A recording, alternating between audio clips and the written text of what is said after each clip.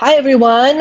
Welcome to Vision's CEU events. And my name is Beck G. Cohen. I'm the director of LGBTQ plus programming at Vision's Adolescent Treatment Center. I just want to share a little bit about us. We're an adolescent treatment center program in Los Angeles, California. Our programs include mental health residential, dual diagnosis residential, extended care, PHP, IOP, and Vision's day school. For young people 13 to 18. And we also have a specialty clinic with therapists specializing in OCD, eating disorders, trauma, gender and sexuality, and more. So you can always reach out to me to hear more about our programs. I'm sure you've gotten plenty of emails from me. I just want to do some general housekeeping. You must be present for the full hour for your CEU. Afterwards, you'll get a link to fill out a form, and then you'll be sent out the certificate by Monday. If not, you'll get an email tomorrow with that link as well. And for those of you who want closed captioning, this will be recorded, and once we put it up, there will be closed captioning for you, as we can't do it as this is happening live, but I just wanted to share with you to provide that for you. And I just want to do a quick introduction. This is Justine, Mastin, and Larisa Garski, and I'm so excited. They're going to introduce themselves and share their bios, but Justine and I went to, Justine's first grad school together, and that was, aging ourselves almost 10 years ago. And I've just been such a fan of all of the work that you do for the marginalized communities that you do, and just the passion that you have. And I think it's really important to find our niche. And Larisa, this is the beginning of our story. So we have never met before, like 15 minutes ago. So I'm really excited to have you here too. And just a little plug, and they're going to plug it too because that's really important. But they have, a podcast called Starship Therapies, and they have a book coming out on May the 4th, 2021, and they're going to provide a link for pre-order today. So really excited to have you both, and I'm going to pass it to you. So thanks for being here. All right. Thank you so much for the intro, Beck. And I am a fan of yours. So Mutual Admiration Society. Welcome everybody to Therapeutic Fanfiction. I'm so excited to share this with you. This is my and Larisa's passion project. So little intro. The whimsy starts now. Okay. So I'm Justine Mastin.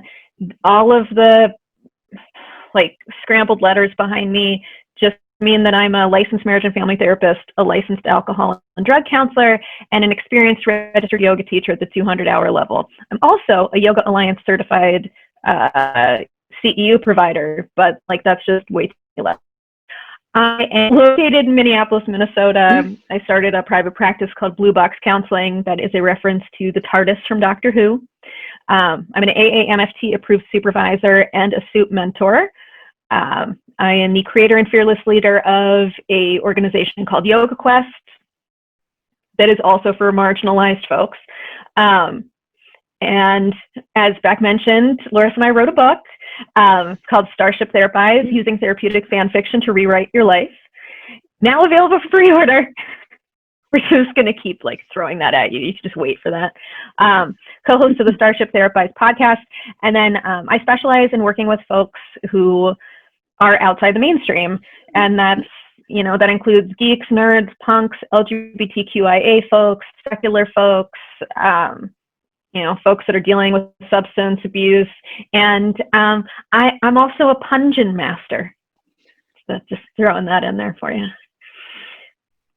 Larisa. Yes, here's me. So yes, my name is Larisa Garski. I don't have quite as many letters after my name, and that's just how it is. I am a licensed marriage and family therapist.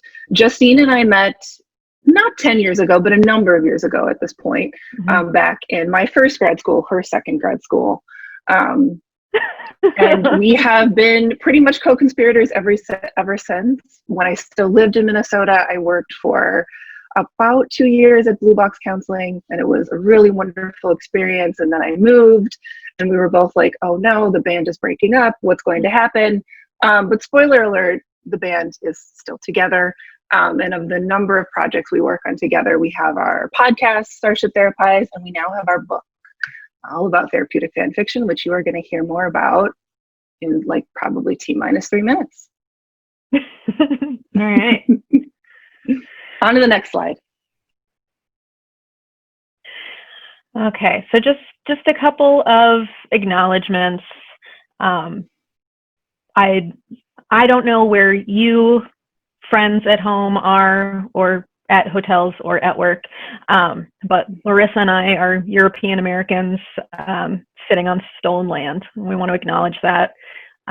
We also want to acknowledge that our privilege shapes how we see the world. So the way you see the world may be very different, and that's completely valid.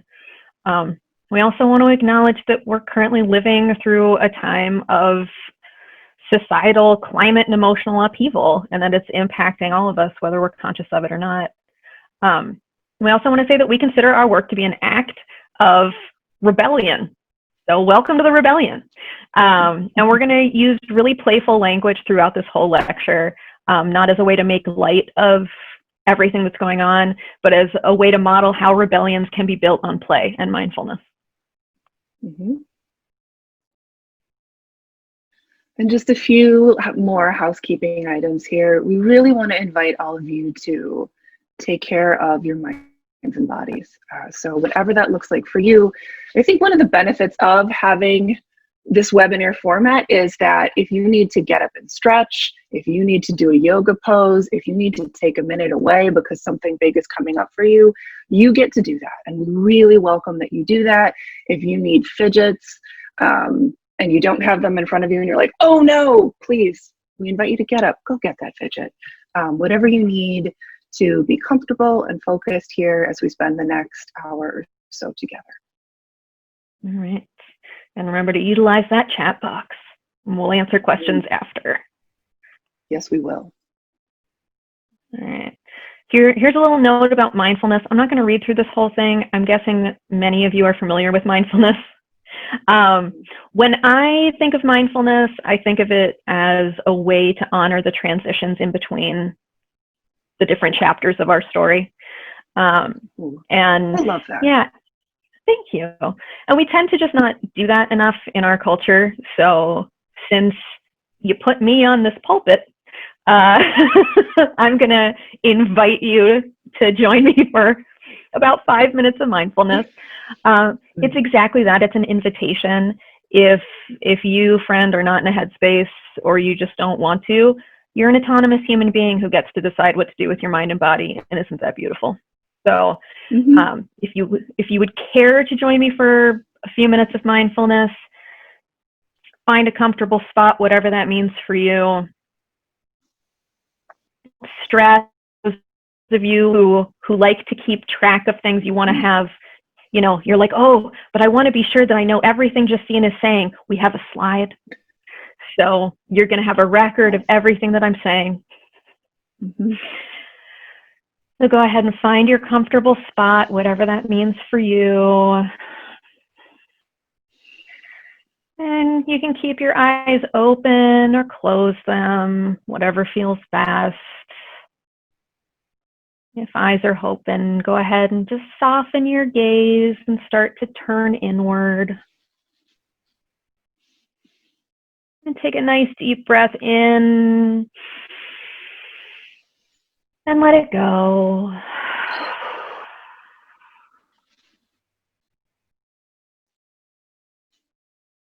I invite you to think back to a time when you were really excited for the release of a new movie. This could be any movie and any time. If movies don't speak to you, feel free to think of a time when you were waiting for a book or a television premiere or even a live performance.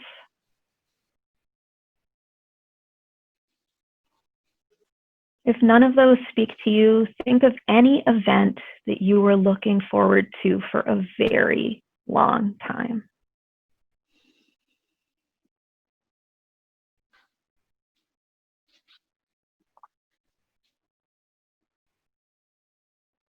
Once you have that event in your mind, imagine how long you have waited for this to happen. That might have been hours, or days, or weeks, or months, or even years.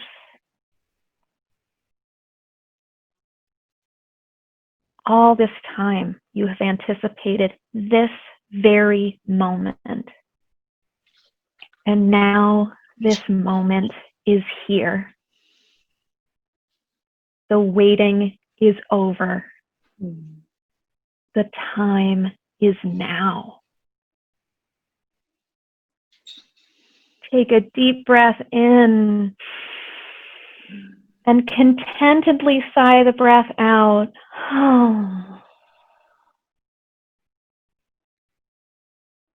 The previews are over.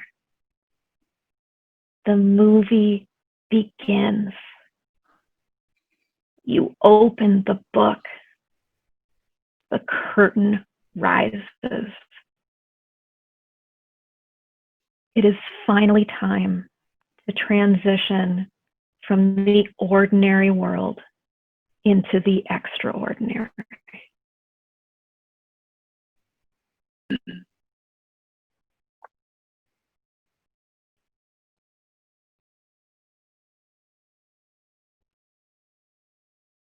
Take a few more breaths here, holding on to that feeling.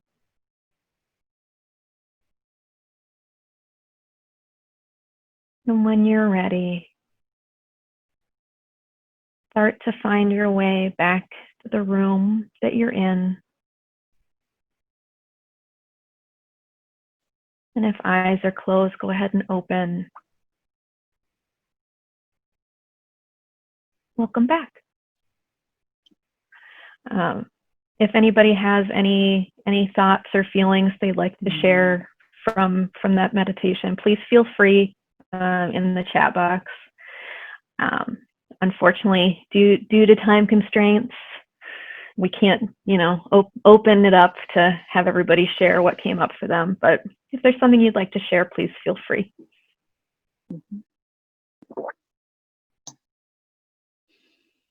And now we're just going to transition to something that Spocks and Kirks can both enjoy.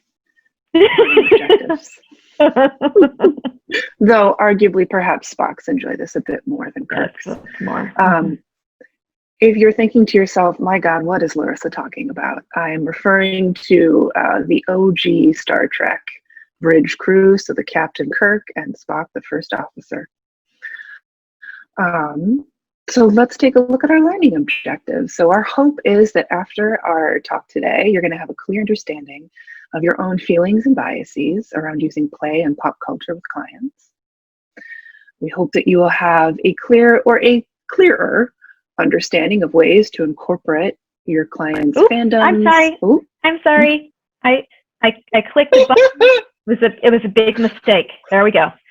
But it was actually really nice because we got to see the crane like fly back and then unfold itself. Isn't that great? Life is about spontaneity. Oh yes. So objective 2, we're hoping that you're going to have a clear understanding of how to incorporate your clients' fandoms into session, and that you'll walk away with a concrete sense of how to use kind of the foundational tools of therapeutic fan fiction. And now we're ready for our next slide. Okay. Oh. And now okay. There we go. Beautiful. All right. Thank you. Friends at home, even though we can't have a big group chat, we are inviting you to do a little bit of introspection. So if you don't have something in front of you, please pull out a piece of paper or open a Google Doc, or make a note on your phone, and just consider the following questions without censoring yourself, because no one else is going to know what you're thinking and feeling. This is just for you. It's just for you. Charles Xavier, the telepath, is not here today. That's right. he's got X-Men stuff to do. So consider for a moment, what comes to mind when you think about incorporating pop culture into your practice?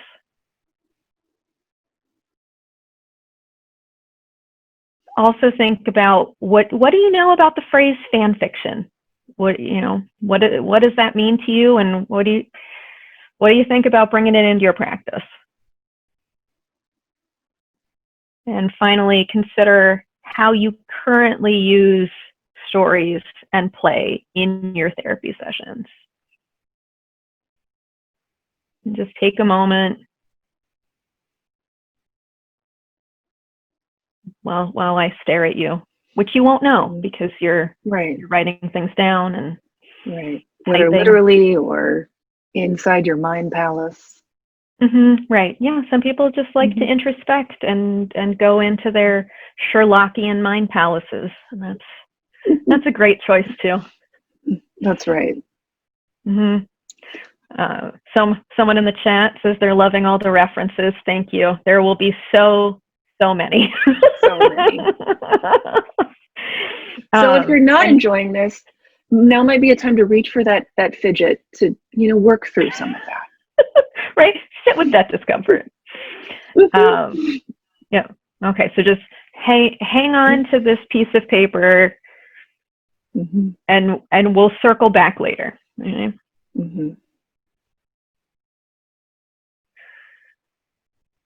So therapeutic fan fiction is a combination of the power of storytelling with modern mythologies to help empower clients to rewrite their stories, their lives.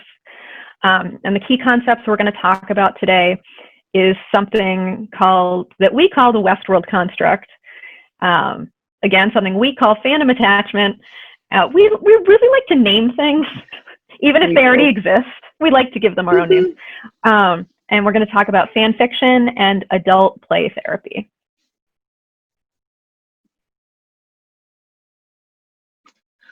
Oh, I was prepared for a different slide, but that was my bad. I was jumping ahead in my mind palace where the presentation is also going. So we want to acknowledge that we stand on the shoulders of other great thinkers. We also want to acknowledge that if you're sort of taking a quick peruse of this list, you might be noticing that there's a lot of dudes here. And most of them seem to be white, and indeed they are. And that has a lot to do with long-standing systems that are in place. This is not to knock the folks on this list, but it is to acknowledge the ways that systems impact all of us, including the thinkers and philosophers that kind of make it to the mainstream.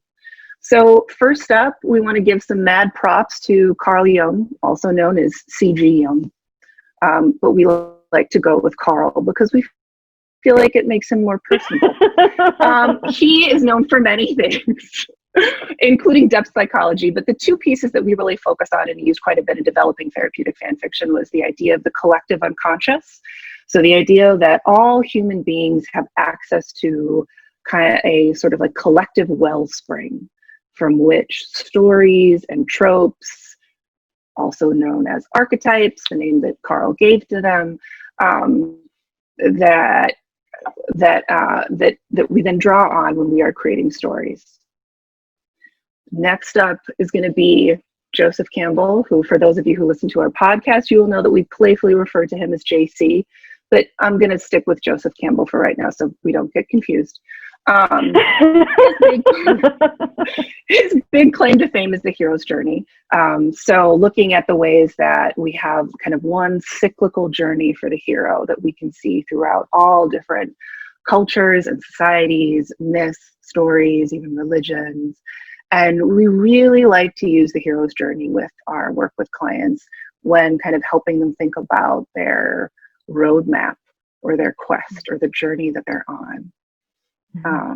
Next, we have Viktor Frankl, who, of the many things that he's known for, the piece that we're really going to focus on today is this idea of human search for meaning. So this idea that meaning making really is foundational to all of us as individuals. It's what gives us a sense of purpose. And certainly that's one of the cornerstones of therapeutic fan fiction. And then shout out to David Ebston, that is how you pronounce his name, and Michael White, the founders of narrative therapy, which heavily incorporates social constructionism, which we will get to in a minute.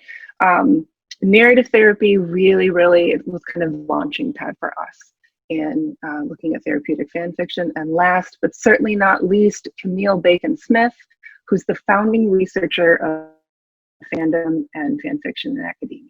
Thank you. Mm-hmm. All right. So wait, you guys.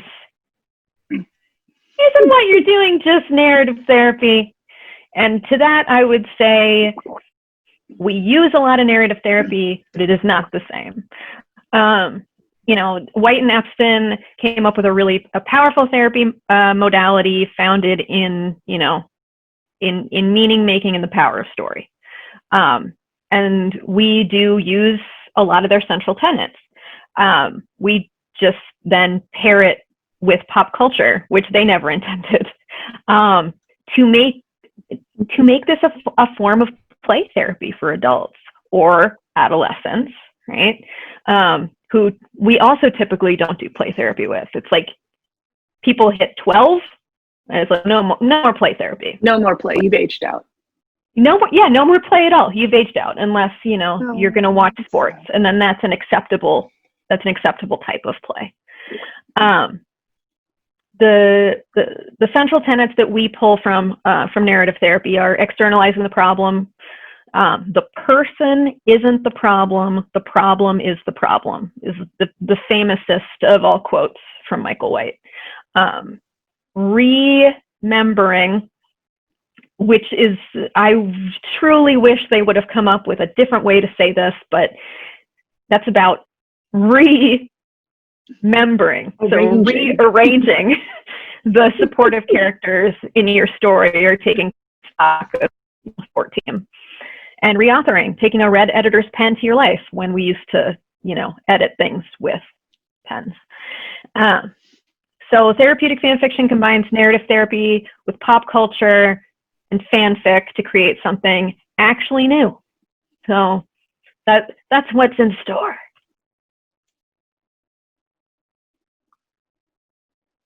Yay. All right. So this is the slide that I was really excited for, and sort of in my own mind palace. Sort of you jumped all the way here. All the way here. I was like, yes, social constructionism. Nothing says exciting and playful fun like social constructionism. Perhaps some of you are like, wow, Larisa, how is this so much fun? Let me sort of break it down here. So as some of you may know, and those of you who don't, we're going to learn about it today. Social constructionism really invites us to question our reality. Sometimes I use the example of, for those of you who are familiar with The Legend of Zelda, in like the old school Legend of Zelda games, one of the little tools you would pick up is something called the spyglass. And the spyglass would help you see things in the video game world that you just couldn't see without it. And social constructionism is a lot like that. So we tend to think of the rules, roles, systemic structures, laws, habits, patterns. Gender binary is a great example of this, as these sort of like invalid constructs, right? We sometimes can think of them as if they're gravity. They're like gravity. They've always been there. They always will be there. But social constructionism invites us to take that Zelda spyglass and look at it again and say, wait a minute, almost all of those things on that list that I just listed off are things that we've created as human beings. And if we've created them as human beings, that means that we can revise them, we can edit them. Heck, we can just like go full Dracarys, burn it all down, hopefully, safely not hurting people. But yeah, we can go full Dracarys and burn it all down and just like start all over again, because it's a construct. It's created. And I would say that in both of our clinical work, teenagers tend to really love this idea once they understand the concept, because it really invites them to question things. Mm-hmm. And it really invites them to take a look at what's not serving them and hopefully kind of start to get curious and empowered about pushing back. Mm-hmm. The status is not quo. I was kind of hoping you would sort of jump in and say that because you love that. You love that quote. I do. I love that. This is from Dr. Horrible's sing-along blog, and if you're not familiar, I highly recommend it. Ooh, and this is one of those times that I just want to pop in. For those of you who have any type of like literary background, I really want to invite you to use Roland Barthes' idea that the author is dead, which is a metaphor for the idea that once an author has created a work, or a filmmaker has completed a film, a showrunner has completed a script, right? That they're connected with their work, but the work is separate from them. And so even though someone like Joss Whedon has done some really questionable things and some really awful things, we can still engage with Dr. Horrible's sing-along blog because it is separate from the man who created it. That's right. And ditto to J.K. Rowling and the Harry Potter series. Yep. Oh, I see someone who just popped that up into the comment box. Yep. That's where all our heads are at. Yep. So a little bit more on social constructionism. We call social constructionism the Westworld construct because everything we do in therapeutic fan fiction incorporates fandom, which if you are new to the concept of fandom, it's the idea that there is a community built around a story, you know, the kingdom of the fans.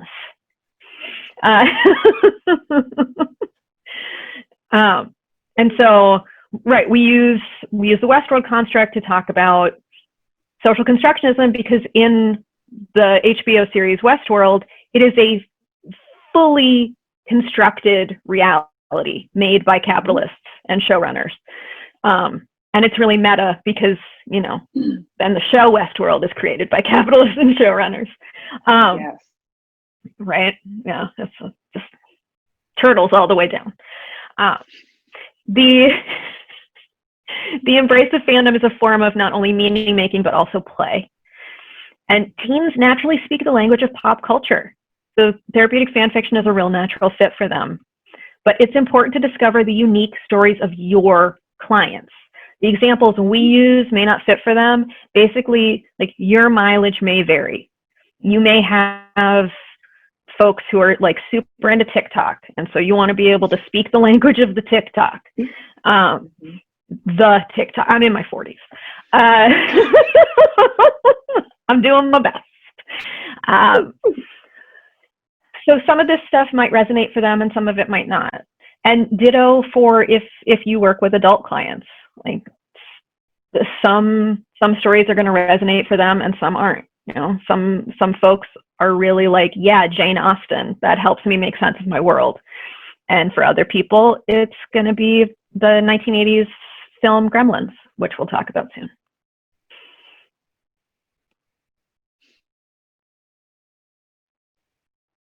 All right, now on to fandom attachment.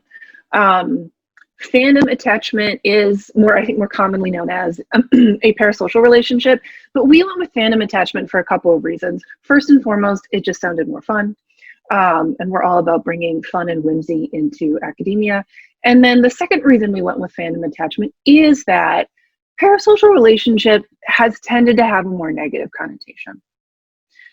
So let me back up and define these terms. What we're really talking about is the one-way relationship that exists between a viewer, a reader, a listener, and whatever sort of media they are consuming, right? So when I sit down to watch Star Trek, I have a really strong fandom attachment to Spock, right? And I have created, by using the power of imagination or imaginative world building, a really complicated and dynamic relationship with this character.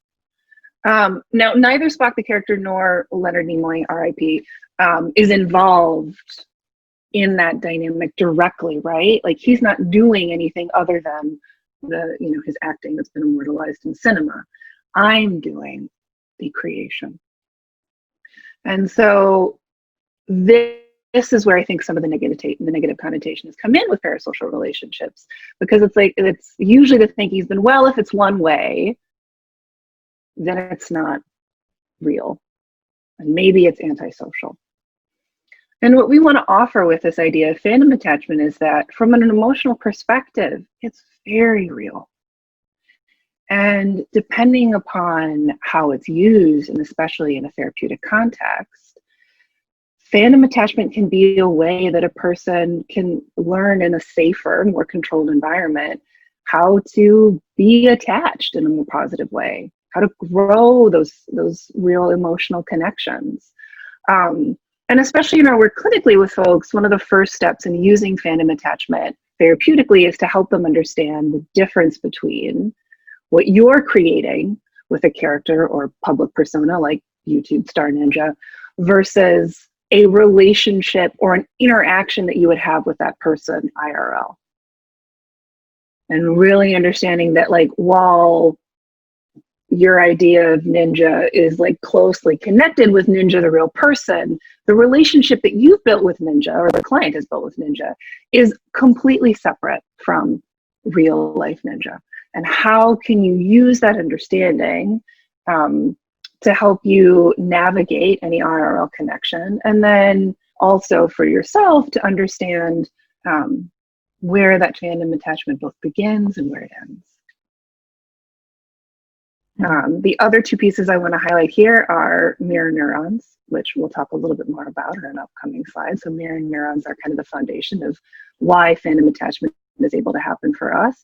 And then the other piece I want to spend some time on just a little bit here is that fandom attachments, while they are one way, they can be the building blocks of our connections with other folks. So whether it's at conventions or it's with someone that you meet in a grad school class, and in this, I'm pulling from my own personal experience with Justine. Love. Okay. Oh, what's fanfic? If you are new for to those of you who fanfiction, know, for those of you who know, you're like, yes, this is great. For those of you who don't know, I'm loving that in the chat right now. People are like, Destiel, I love that. And I'm so sorry to folks who this is not your ship. But I'm not ship shaming. This is just my ship. And that was a lot of fanfic language I was just using. So fanfiction is a practice of taking beloved characters and storylines and rewriting them to more appropriately capture the observer's take on the story. So in this case, the picture that you're seeing is the characters Dean and Castiel from the television series Supernatural.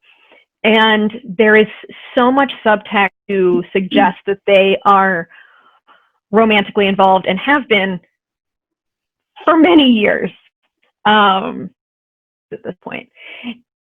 And for us viewers who see it, we can't unsee it, right?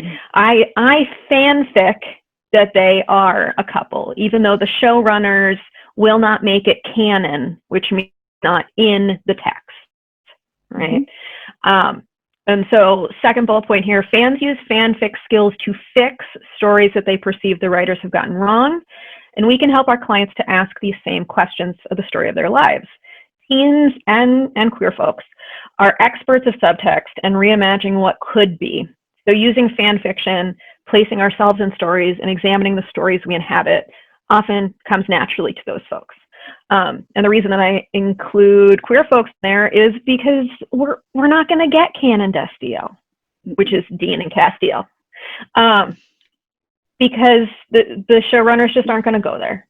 You know, they'll have queer characters, but they're not going to have the two of the three male leads on the show be a couple, even though they clearly are.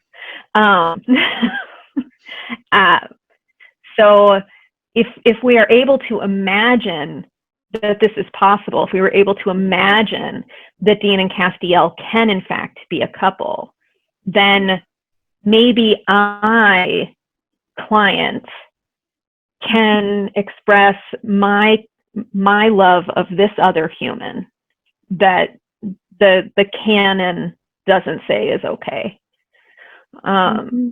You know, because if Dean and Cass can do it, so can I. And in this way, fandom saves lives and changes the world. And to us, that's not hyperbole.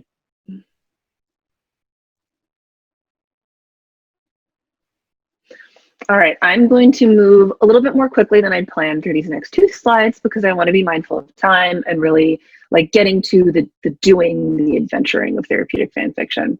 So as we've talked about a little bit already, the power of play is something that is important for human beings pretty much at every age of, at every stage of development. That's the phrase I was going for. And I would say more and more over the last roughly a decade or so, one of the things we're noting, particularly in the area of trauma research and looking at treatment interventions for trauma, we're really seeing the power of play being borne out, the power of storytelling being borne out. So both EMDR and internal family systems, IFS, they are one of their cornerstones in each of these trauma treatments really is this idea of using imagination to rewrite a trauma narrative. And what is that? Like, what is that but play in action?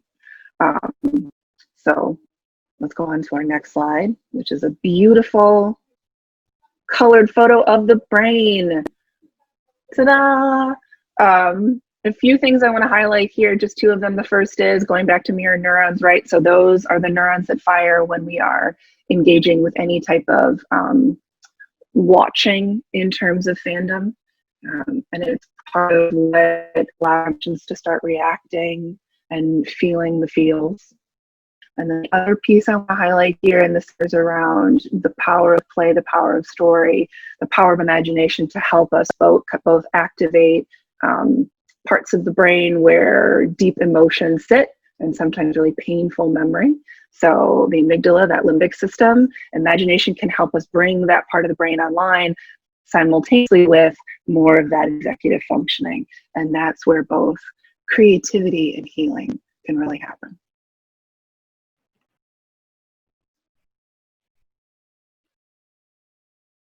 All right, let's talk about the intake process. So we're finally getting down to this is how you put therapeutic fan fiction into action. So the first half of this training was really wanting to give you some of the theory, some of those touch points. Now we're going to talk about, okay, but how do you do the thing?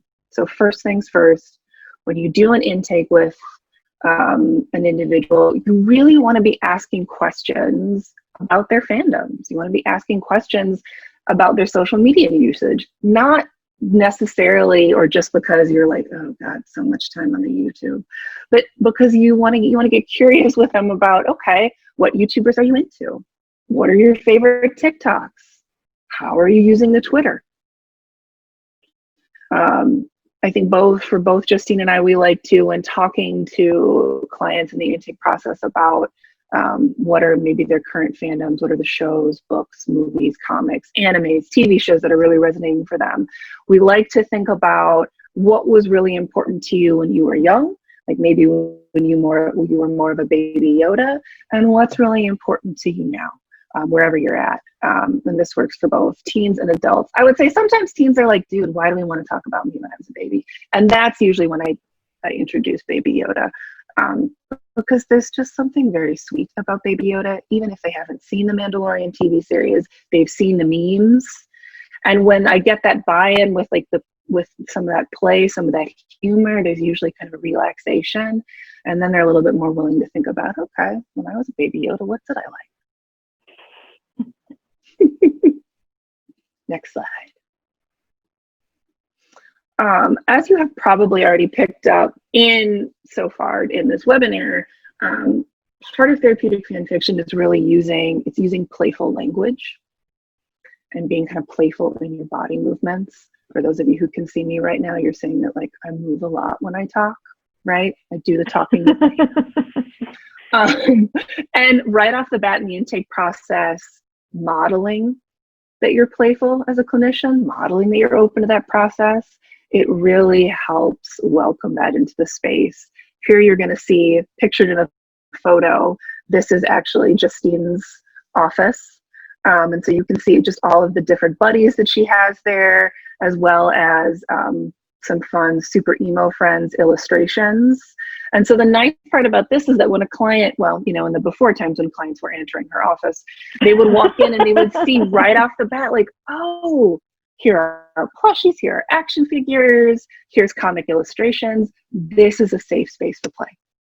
So without words, you're letting the client know that this is a safe space. Graphic tees are another way to do it if you feel comfortable with that as a clinician, and if depending upon the agency you're working that is comfortable with that. Tattoos are another one. Pins, right? Here it is, friends. You can't see it, but it's great. Or like you can see it, but you can't see it in detail. But if you go on the gram, you'll see it. The other thing that we often like to do in the intake process is to use some therapeutic fandom disclosure, right? So especially if you have a teenager who's coming in and they're maybe not super open to talking to you about things, when you ask a question like, you know, like what are you currently into? And if they're just kind of looking at you and not saying much, I usually like to lead with talking about BMO from Adventure Time. Not only do I just love the character BMO, who's that tiny little plush robot who's in the photo there, but BMO is trans and BMO is gender non-binary. So BMO is just such a great example of all the things that we really want to support both as clinicians and in the practice of therapeutic fan fiction. Next slide. Here is another example of how you might use therapeutic fandom disclosure in the intake process. So I don't know if any of you follow Gators Daily on TikTok, but if you're into alligators, if you like alligators and you like humor or you like one or the other, I would recommend Gators Daily on TikTok. Also, if you feel comfortable using TikTok. This was something that I literally used in a session. So I'll read what I literally said. Really? Not into TikTok? Sometimes I love a good TikTok break. Have you seen the one where the alligator gets embarrassed because he misses the chicken and shame spirals? So while like reading it aloud, it like obviously the playfulness and the humor are evident and very apparent. But there are also the things that I've done there is I've modeled positive play, I've normalized feelings, I've invited feeling disclosure, and of course I've encouraged the client to join in co-creating therapeutic meaning. So good. Is this you or is this me? I'll do it. Beautiful. So yeah, we also want to, as with everything in our therapeutic relationship, we want to get curious with our clients and again be playful with our language. And you know, if that is challenging for you or you're finding it's challenging for your client, you can also incorporate some props, right? Coloring sheets, action figures, tarot or archetype cards, whatever helps you, right? And sometimes we hear clinicians being concerned, and maybe this is coming up for you, and that's okay. Like, is talking about pop culture clinically significant? And what we would say is pop culture is just as much part of a client's life as anything else. And just because we aren't naming it doesn't mean it isn't there. So stories help people make sense of their lives. These are their stories. Boom, boom. Shout out to Law and Order.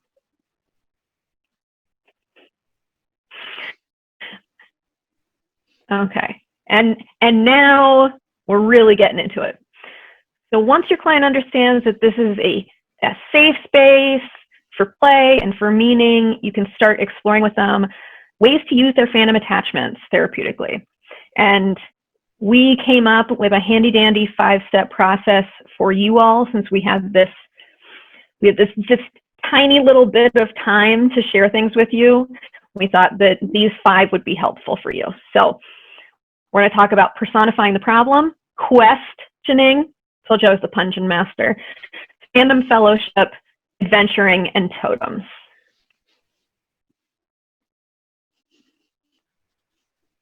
So personifying the problem. Do you see Gizmo? Do you see Gizmo just popping out there? The practice of using fandom characters and concepts to help clients create emotional distance from their presenting concerns, problems, and or clinical diagnosis. So it's similar to what we do in narrative therapy when, you know, we're talking about anxiety as it is this separate entity from you, the person, except instead of calling it anxiety, we call it anxiety gremlins, from the 1980s film of the same name.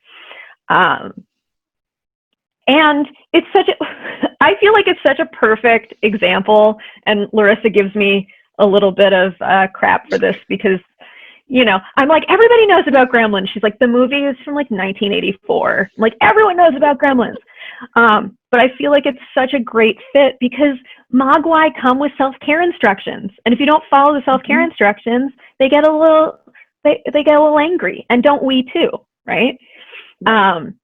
And then for depression, an idea for that one is the Demogorgon from Stranger Things.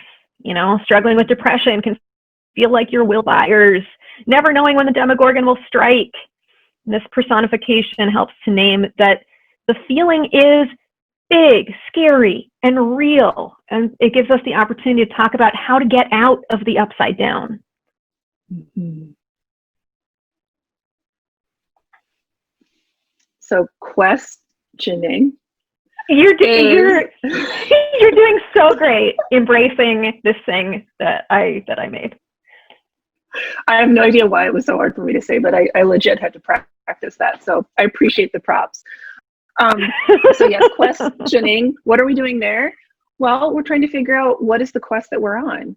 If we are really, you know, vibing with Will Byers and we feel like we're in the upside down, then probably the quest there is, how do I get out of the upside down? How do I get away from my depression Demogorgon? Mm-hmm. And so it builds on the personified problem. And I would say questioning usually pulls from the fandom that you used for the personified problem, right? So if you used anxiety gremlins with your client who's struggling with anxiety, you know, the initial launching point for thinking about what is the quest is going to be, okay, you have all these gremlins running around causing all kinds of mayhem. What do we need to do? Well, first, we need to gather them up, put them in this basket. So that's like, you know, step one of the quest. Step two of the quest is, okay, once they're in the basket and we've de-escalated our anxiety, we've de-escalated that panic.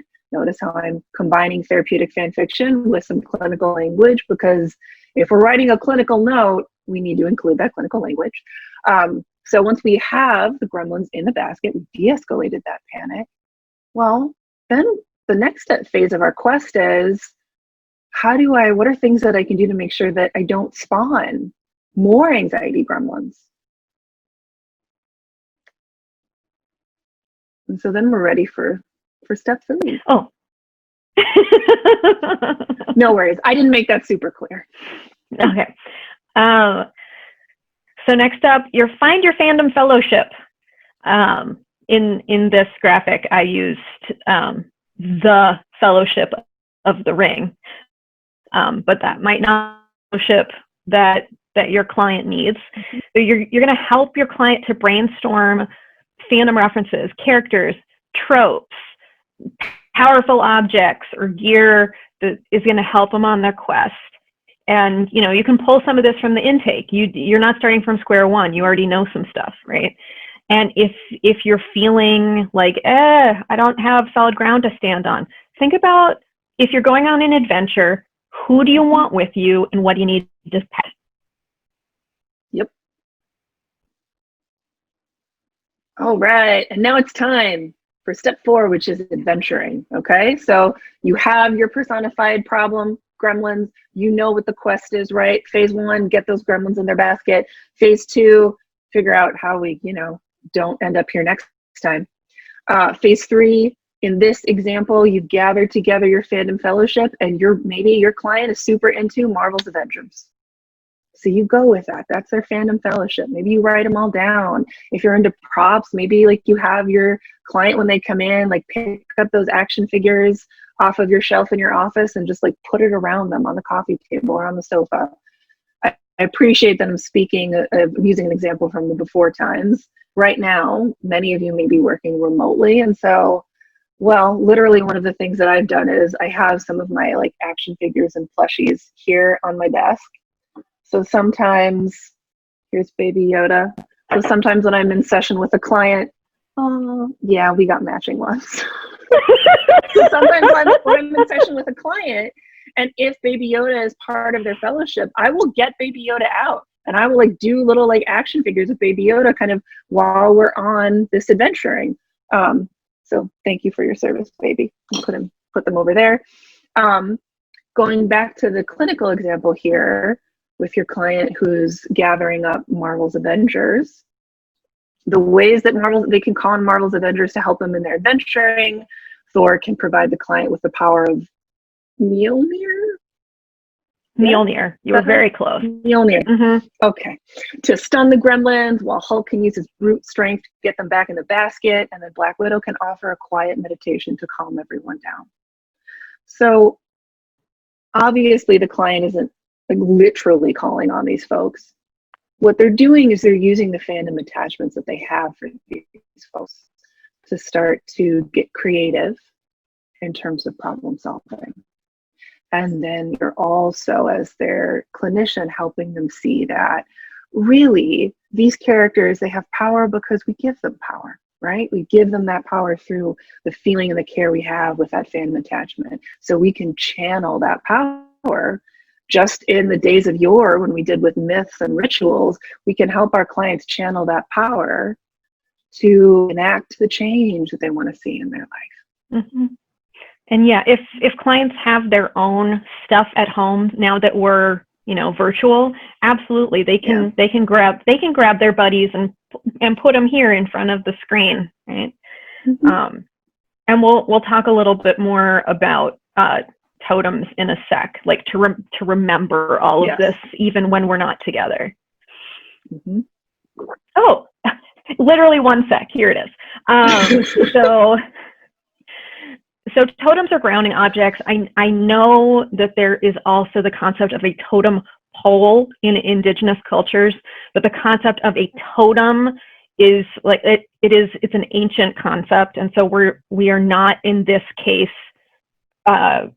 trying to appropriate. Sometimes folks get like, am I appropriating? Like in this case, no, it is the same word in different contexts, right? So sorry, I just caught out of the corner of my eye a note that said, I'm feeling Inception fandom here talking about totems. And you've got it. That's actually the example that I use with clients. Is I will use Inception, and if you're not familiar with that movie, don't worry about it. Basically, you're going into dream worlds, and the only way you can know that you are in the real world is to have a grounding object with you that reminds you you're in the real world, and that's literally what we're doing, right? So we are not only reminding folks that they're in the real world, but that their fandom characters are with them. Right? So you not only are you here, but Baby Yoda's here with you. And some folks prefer to imagine totems. Larisa and I like physical totems. So that might be they have their little action figure that hangs out next to their desk while they work, or maybe you want to craft, knit, woodwork, scrapbook, Pinterest. This picture here is I make mala beads as my mindfulness practice, and I do fandom malas, of course. Fandom attachment malas. Welcome to the fam. And and so this Mala here is inspired by the character Loki from the Marvel Cinematic Universe, or Norse mythology. And so you can wear it, and even if you aren't going to meditate with it, you have Loki with you to remind you that it's okay to be a little bit of a trickster. All right, we're running a little short on time, so I think we just do one of these case studies. Okay. Well, should we put it to the group to see which one they would like? Oh, sure. Friends at home, would you rather hear about the Dark Phoenix anxiety or the inner child Baby Yoda? Put it in the chat box. Okay. Oh, okay. All right.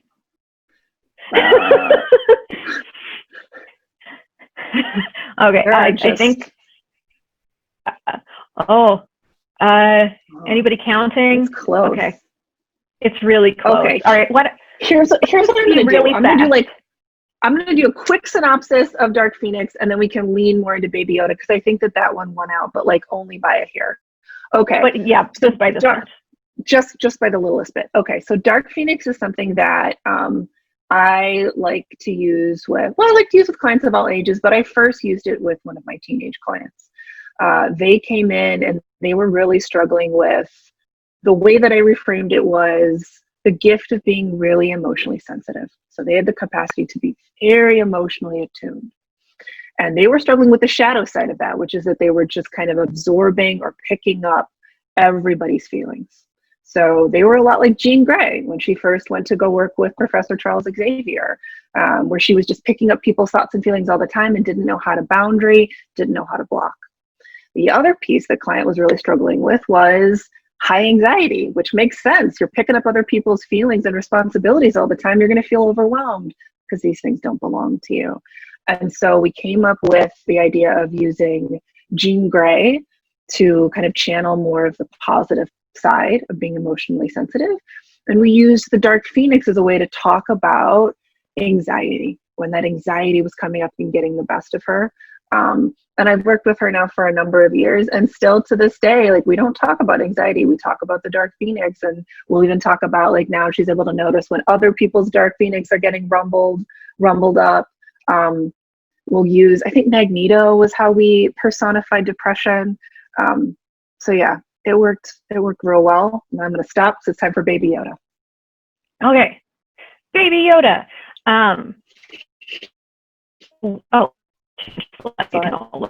Baby. Oh, look at that baby. This little bassinet. I know. Oh, the little, that's no moon bassinet. So all of our clients experience some inner child stuff, right? Whether we use that language or not, there are younger parts of ourselves. I'm very into IFS, so the childlike parts. And we can use this language to talk about that in a way that makes us want to take care of little Baby Yoda. Because I can't tell you how many times I've had clients say, well, this is a bad part of me because this is a childish part of me, and I shouldn't be childish. I should be more grown up. I should be more mature. Childish parts are bad, and they need too much. They're whiny. They're weak. They're small. Yeah, right. But you look at this picture of Baby Yoda, and how you wouldn't tell them. We don't know the gender of Baby Yoda. I don't want to assume. Decided that Baby Yoda's, our headcanon is such that Baby Yoda's gender is non-binary. So, you can't look at their face and say, you're bad. You don't deserve to be taken care of. No, we would never. We would never. Mm-hmm. So once we personify the problem of a needy inner child as Baby Yoda, well, suddenly we have a lot of space and we got a lot of compassion. And our questioning is, how can client get curious rather than reactive towards their inner child? Because you're not freaking out at Baby Yoda. You want to know what's up with Baby Yoda.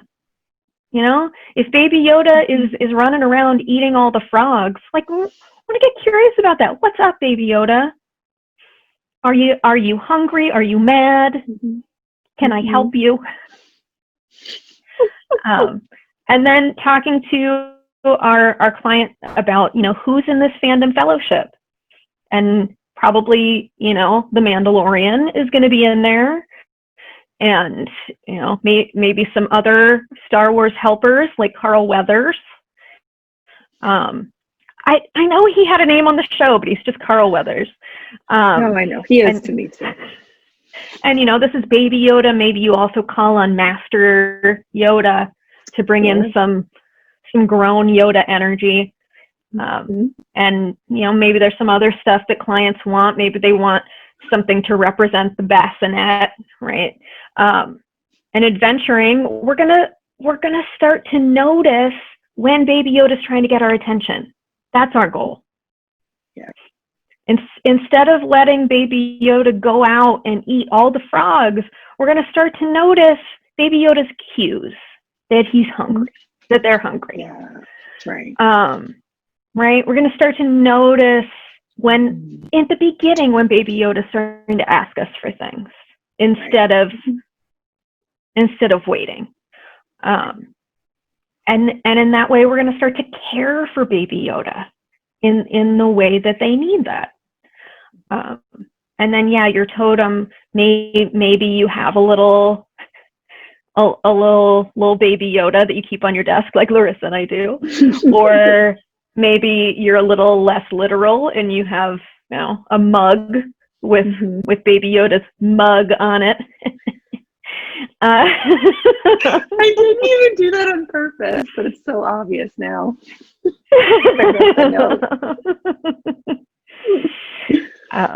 Yeah, and then look, isn't that so great? We can talk about with our client if they're like, you know, I just got so mad when my I don't know, I broke a plate. I got so mad when I broke a plate, and I threw a temper tantrum. It gives us the opportunity to say, was that Baby Yoda? Was Baby Yoda throwing the temper tantrum? And what was happening for Baby Yoda? You know, what was Baby Yoda feeling or needing that they didn't get? Okay, so that's the Yoda. If you have questions, just hang on to them. We will, even though we're running a little over, we will have time for questions. So don't fret. I'm going to invite you all to pull back out your papers or your Google Docs or your Mind Palaces and remind yourself of what you wrote or introspected at the beginning of our talk, and just once again put pen to paper or fingers to tapping or mind to palace and ask what comes to mind when you now think about incorporating pop culture into your practice. And now what do you think when you hear the phrase fanfic? And just a slightly different question for the third one, how do you want to use stories and play in your therapy sessions? Just take a moment.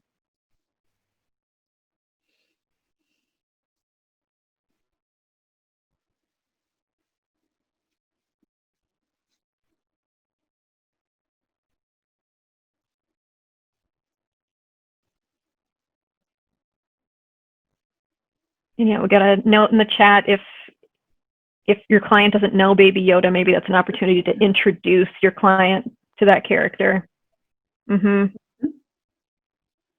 Yeah. Same with Gremlins. It's just perfect. Just teach your client about Gremlins. It's true. And honestly, as much as I'm like, it's a 1980s film, whenever I use Gremlins with clients, they always know what I'm talking about.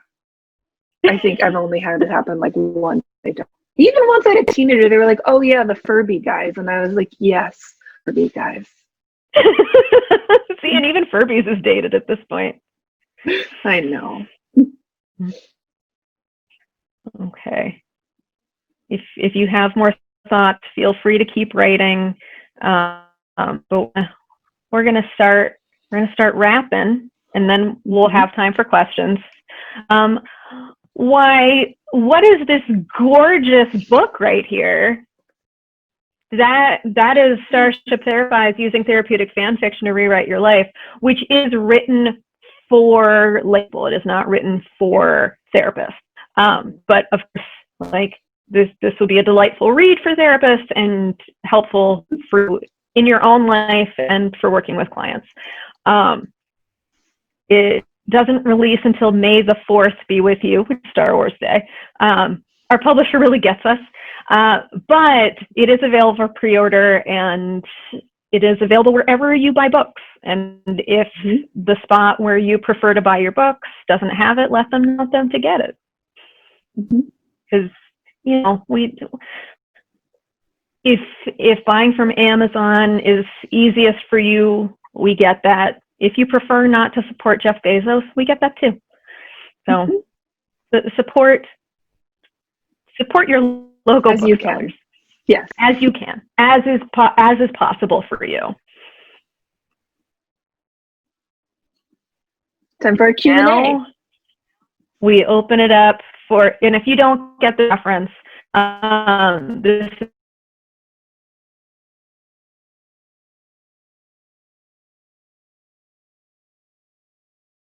and so we did.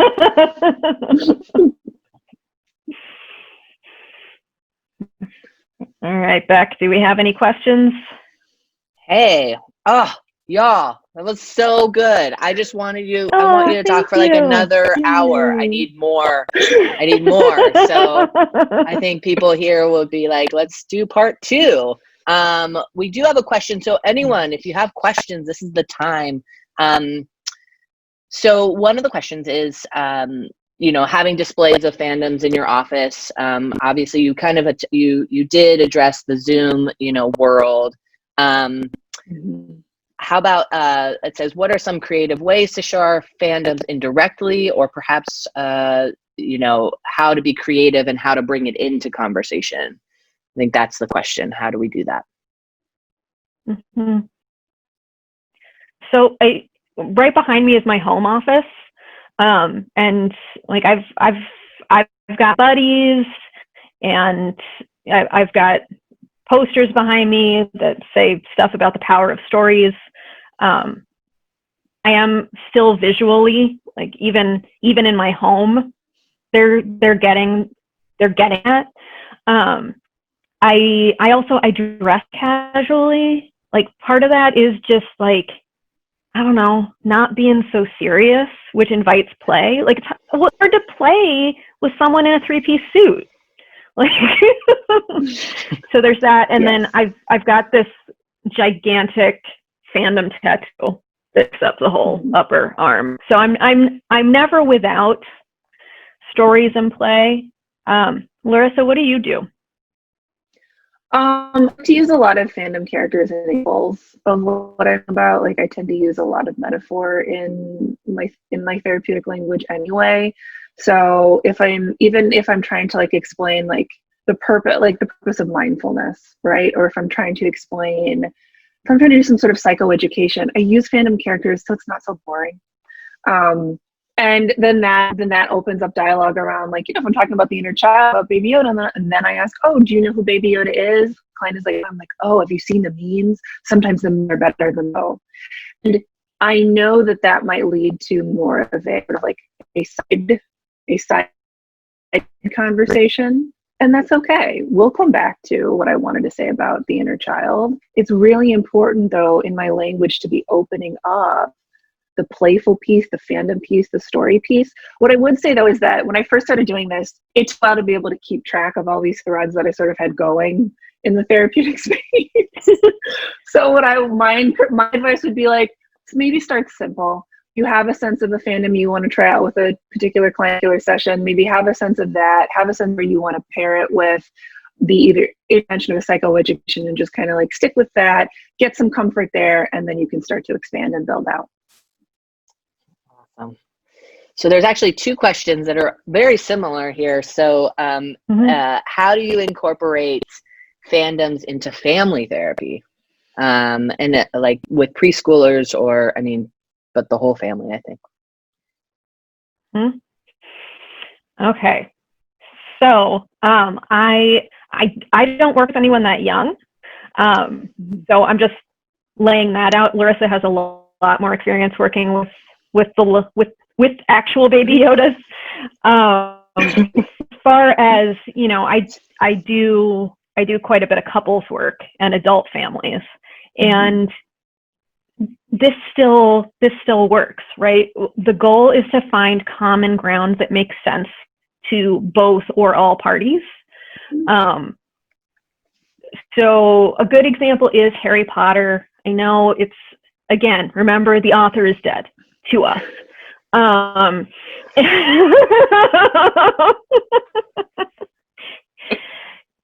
But I've had that work well for couples, because if both members of a couple get Harry Potter, then you can use language about which house they're in.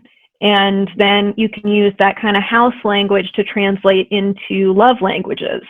Like if one person is a Gryffindor and one person is a Hufflepuff, like, okay, so what does love look like to you? What does love look like to you? And can we find a little Griffin puff energy? So you can find stories that at least make sense to the whole family, even if there's not a story that everyone identifies with equally. You know, I get that benefit with couples, because lots of times couples are into a fandom. Larisa? That's real. I would offer two things, also wanting to be mindful of time. The first is that I'm thinking of a family I worked with where it was a 5th grader and a middle schooler and a single mom. And we needed to work a lot on communication. And so I used something that is super common in family therapy, like basically having a talking object, and whoever was holding the object, it was their turn to talk. And then they needed to pass it to the next person for them to like be able to engage in the conversation. And the object that I used was a teddy bear. And I used a teddy bear because I was doing in-home family therapy at the time, and I did not have financial resources to have something that was more fandom specific. But even using a stuffed teddy bear helped to bring some play and some whimsy into the dialogue. And I'm thinking of a moment where they were like, we were all sitting in the living room, because it was in-home family therapy, and the like preteen asked their mom if they could have the bear, and then like mom threw the bear, and then the bear fell down because like she didn't make the throw, and the family all laughed, and they were like, no, you hurt the bear. And then they all joined together, and how can we be meeting bears' needs, which was just really, really sweet. So using literal toys as grounding objects, as talking objects, coloring sheets, I think are really, really good. And then really inviting, especially if it's younger kids, inviting the kids to share the stories and fandoms that are important to them, and using that as an opportunity to kind of teach parents about, like, then, because then the kids get to be the teachers, and kids love that. They love when they get to be the teachers. So good. Yeah.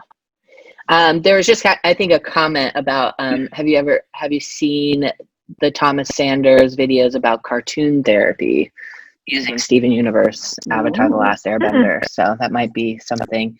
It says he's not a therapist. It's meant for the fandoms, but he still uses research, and they appreciate that. Lots of awesomes, and thank you. Cool. We still have like a minute or two if you have any other questions. I know I asked you this before, and I'm going to go back to it, because just being part of the LGBT community, and we talk about, and I really, I do want to separate, this idea of the author is dead. But how are you working with young adults right now who are coming in feeling that grief, I would say, around the author whose name I shall not say. So yeah. Yeah. And rightly so. You know, we toss around the author is dead as like a joke. But I do firmly believe that once a story is out in the world, it no longer belongs to the person who created it. It has become a modern mythology, and it belongs to everyone. It is for everyone's use, which I know that lots of intellectual property attorneys take issue with. But, you know, once it has become part of the collective unconscious, like, you don't own it anymore. These are now, you know, Dumbledore's an archetype now. Sorry. Like, you know, he has joined the rest of the fandom sages. So when I have folks coming in, and they are asking questions like, is it okay for me to still like Harry Potter? Like, do I have to throw out all my stuff? Which just hurts my heart that they're even questioning that. But what I say is, she never owned this. You know, she was a conduit between that story and our plane of existence. And in that way, we can be thankful. But it's here now. And yes, let's be mindful of not supporting, like, Warner Brothers specific. Like, let's not throw money she's gonna get. But that story that is really meaningful to you and helps you make sense of your life and yourself and your identity, you get to keep that. Right. Yeah. The piece I would add to that is that I think there are some folks who are coming in who have a real fandom attachment to the author herself. And so for me, then it's really sitting with and being with and contextualizing it as, this is a grief. This is a loss. You thought that you knew this person. You thought that you understood this person. You built an entire fandom attachment relationship with them, and they disappointed you, and they let you down. And then really inviting them to be in that space, to feel what they feel about it. Sometimes it's appropriate to talk about, you know, the 5 stages of grief around it, because it really is, it's grieving a loss. And then it can open up conversation around, what do we do when we're disappointed in someone? How do we be with that? How do we sit with that discomfort? Yeah, for sure. Yeah. I don't want to leave on that note. I don't want to leave on that note. I know, it got me somber. I don't. We have a couple more slides. Yeah, let's throw some slides up there. I mean, I don't know why I have to wrap it up as a happy ending or something. It's like that. That's maybe my fandom. I like the. Because we've been on this narrative journey, right? It's been so wonderful. And if you do have more questions, feel free. I'm just here's our info. Here's how to contact us. Also, you get to virtually meet my dog. That's Meredith. And this is my shirt with a fox on it that says, "I'm a great listener." Just you are a great listener. And yeah, I put on here, since we get this question a lot, yes, we do offer consulting. So if you're thinking to yourself, if only someone could come tell my entire company how to do this, it's your lucky day. So I'll throw that one back up in a sec, but here's references and LLAP friends. Oh, and it looks like we had a question. What is our podcast named? Our podcast is named Starship Therapize, and it's available on Apple, and we're working with like Stitcher and Spotify to get on there too. They're challenging to work with, not to be negative about them, but they're posing challenges, but we are going to persevere. We are on adventure. So right now it's just on Apple Podcasts. Mm-hmm. Okay. Awesome. Yes. So I am recording, and it takes me a minute to get it all together, but I will send out the recording We will put it up on YouTube in a couple of weeks. That will have the closed captioning on there. And then, yeah, I think after this, you can go to the Google form, fill it out. I am already thinking, how do I have you back for part 2? And what are we going to do? How are we going to talk about this? I really want to know how. I know we're in Zoom land right now, but I really want to know how you do group counseling with this work and what that would look like. Because I work with groups of teenagers, and I mean, I talk about pop culture all the time because I love it. It's like my favorite thing to talk about. So, you know, and also, I guess I have a question. So what about the therapist who, like, I have a kid coming in and I have no idea what they're talking about, right? Like, then I feel old and I'm already shaming myself as I'm like, should I know this or should I not? I'm just kidding. I don't shame myself, but I think, like, I should know this stuff, and I can go and Google it, right? I can go and Google, but like in the moment, I think it's just really important.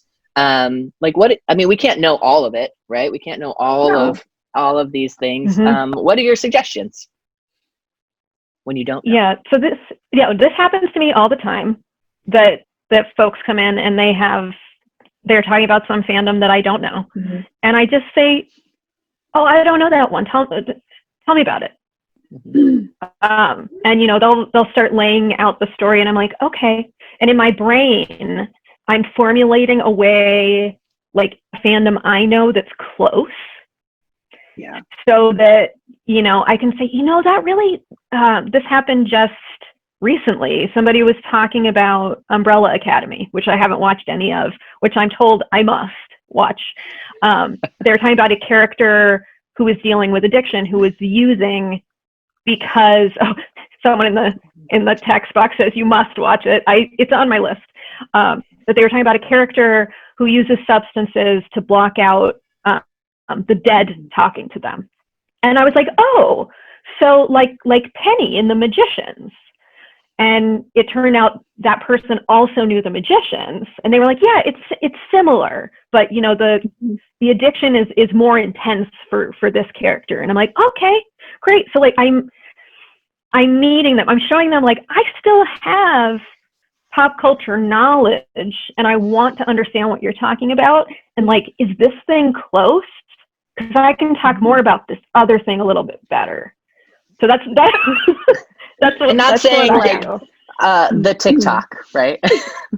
So you're going on the TikTok. I mean, I legit do, and then I'm like, humor.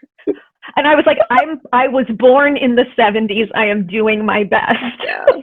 I think piggybacking off of that, it's such a great opportunity to let the client be the expert, right? It's such a great opportunity to try to level the playing field, so to speak, rather than leaning into the power differential, like really leaning out of it, which it feels like all of us do really naturally. So letting the client explain it, and I know, Justine, I'm thinking of a client you work with in particular where we'll invite them to, like, bring in the TikTok.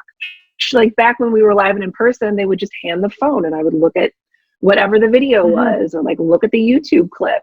I'll have clients, like, email me articles or email me videos. And I even will sometimes just tell them, like, oh, I'm going to go do my research now. And that's how I ended up watching this show Suits, which I would never have watched of my own accord, but I did because it meant so much to a client. And then we built this whole fan fiction universe from Suits. Yeah, but the screen share with video has been really great, actually, because I have a client who's a gamer, and I know. Yes, that's what I was thinking of. I have a base. I figured that's what you're talking about. I have a base knowledge of gaming. Like, I can game, but I am not a big gamer, and especially I'm not a fight gamer. And this client is, like, big into fight gaming, and so all about the Twitch. Yeah, all about it. And so early on, I was really clear with him. I was like, look, I don't exactly speak the language of gaming. Like, I know enough, and we've been working together for several years, and every session he shows me a clip from a game and explains some aspect of gaming to me. Right. It's just become part of the set. It's like, we have 7 minutes left. What's my clip today? What are you teaching me today? Yeah. Well, and this is where like a fandom consult group can be really helpful too, which Justine and I do for each other all the time because I'm more of a gamer than she is. Show like when we do consulting with each other, so therapeutically talking about cases, she'll be like, dude, do you know what this means? Do you know this term? And then doesn't that make like consulting clinically more fun too when you're going back and forth with your colleagues sharing about their different fandoms, your different fandoms, their clients' different fandoms, and learning from each other? Mm-hmm. Mm-hmm. Yeah, I love it. And you get to see their passion, you get to see all of that come out and their joy and all of those things, which is so, I think it's so important therapeutically. Like, you know, the therapeutic space isn't just for like sad things, right? It's just like what, you know, what drives you, what's your passion, what, you know, what gives you joy is so important in the room as well. So I just wanted, you brought me so much joy today.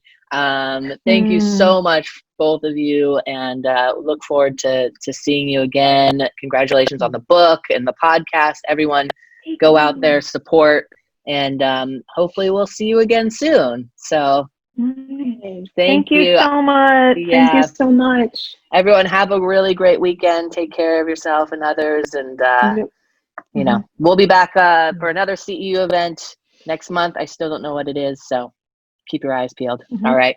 Bye, everyone. Bye. Bye.